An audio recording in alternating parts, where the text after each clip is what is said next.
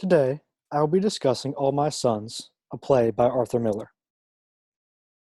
All My Sons occurs in three acts and is set not long after the end of the Second World War. It focuses on an average suburban middle class family in which the father, Joe Keller, has provided for by means of his aircraft parts manufacturing business during the war. Steve Deaver, a friend of the Keller family, worked for Joe Keller in his manufacturing business. However, he is now in jail.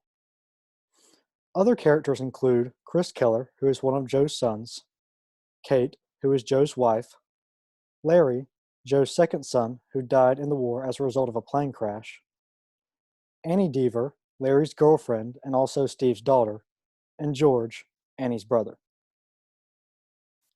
The play begins with a discussion between Joe Keller and his neighbors, Jim Bayless and Frank and Linda Lubby, concerning the lightning that has struck the tree that they had planted in remembrance of the Keller son Larry. Kate is still living with the belief that Larry may still be alive, but their other son, Chris, thinks the family should move on and accept Larry's death now that it has been 3 years. As the play continues, there is a discussion between Chris and Joe Keller concerning Annie, Larry's former girlfriend. She is visiting the Kellers, and Chris reveals that this is because he and Annie want to get married. This becomes a conflict due to the fact that she was previously Chris's brother's Larry's girlfriend until he was killed. Their mother Kate and Annie soon join the conversation, and Kate holds firm in her belief that Larry is not dead, and therefore Chris and Annie should not marry. During this conversation, the audience discovers that Annie is the daughter of Steve, who during the war and while working for Joe's business, sold faulty aircraft parts to the military, resulting in 21 planes crashing and killing their pilots. Steve and Joe went to court because of this, and Steve was convicted and sent to jail because Joe said that he had no knowledge of the faulty parts, and it was only Steve's fault because he was responsible for the particular parts and was not acting under direction from Joe. George, Annie's brother, comes to visit the Kellers and his sister and accuses Joe of framing his father Steve for approving the faulty parts. Steve's side of the story is that Joe told him to approve the parts for shipment, even though they would not work. On the day this happened, Joe also stayed home, claiming he was sick. George says he believes Joe was not actually sick and wanted to make sure he was not blamed for the faulty aircraft parts on the day they were shipped out. George is furious and leaves, and although Joe had been denying the blame for the entire time, he finally now admits to Chris and Kate that what George was saying was actually true. Chris blames his father for putting Steve in jail and for continuing to profit off of the war. Later, Annie shows Kate a letter that Larry had wrote her, saying he would be committing suicide out of the shame he had for Joe and Steve's actions, proving to Kate that his death was not accidental and that Larry was also actually dead. This now also shows Joe that he was responsible for his son's death. Joe then leaves and kills himself inside the house. Chris and Annie are told by Kate that it is no longer in their best interest to associate themselves with the Keller family because of the shame that would now be surrounding it, and the play ends here.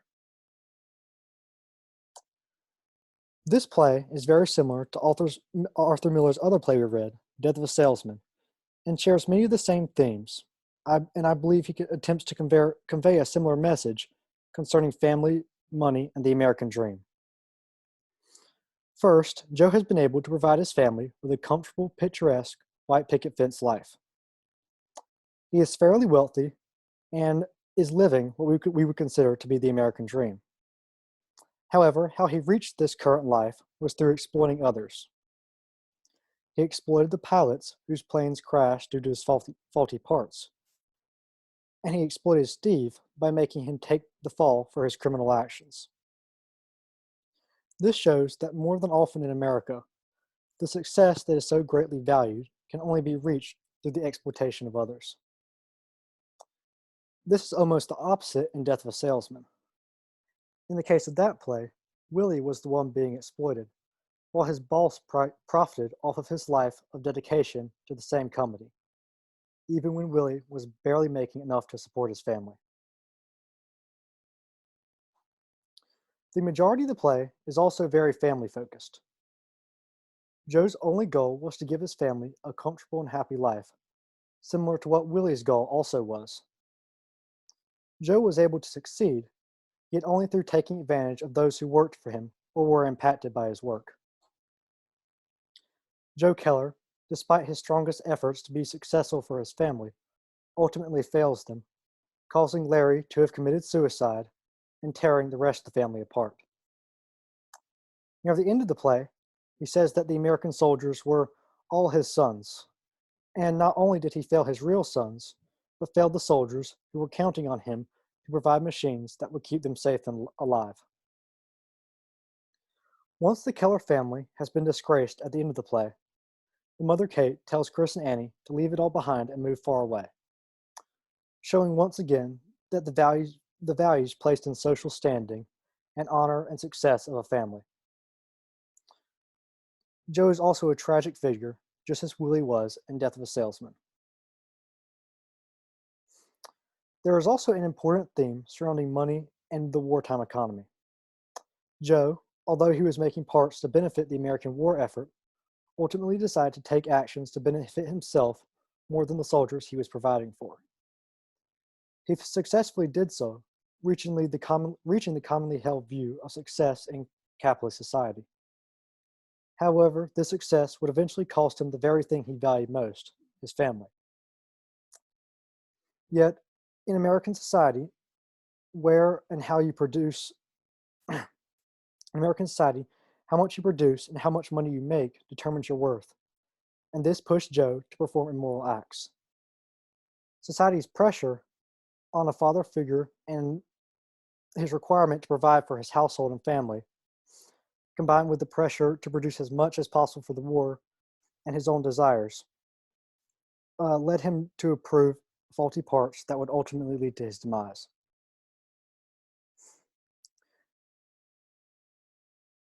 There is also a huge theme of guilt in the play, similar to the guilt Willie felt for being unfaithful to his wife, and in his mind, failing his sons and his family. Larry struggled with the guilt of knowing, without his father admitting, that Joe was responsible for the death of the 21 pilots, and essentially, the people who were his brothers in arms. This guilt led Larry to commit suicide before the events of the play.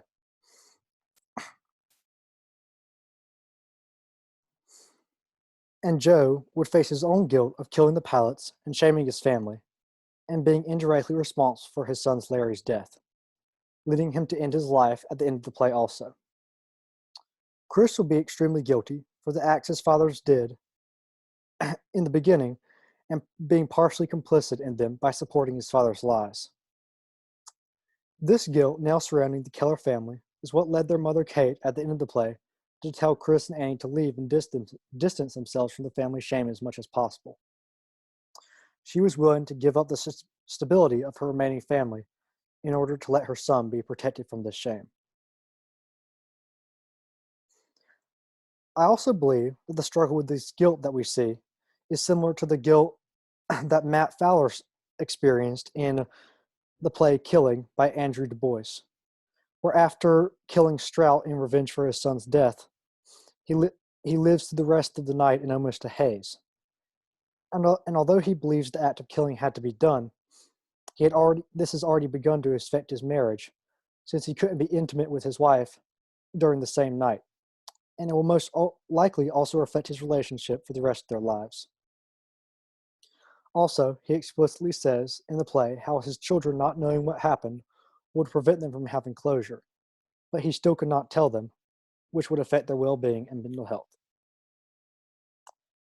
All My Sons is a play where Arthur Miller shows once again the damage pursuing an almost unattainable American dream can cause individuals and a family, and the lengths people go to achieve this dream because they are so desperate to be deemed worthy and valuable by society.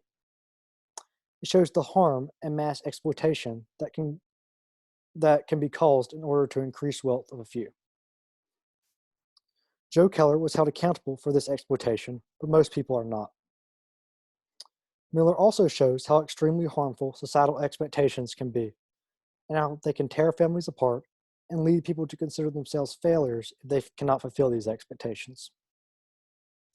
Finally, it shows how struggles with guilt can lead to shame, and in this case, lead to two people to end their lives. This is the end of my presentation. Thank you all for your time, and I look forward to answering any questions you may have. Thank you.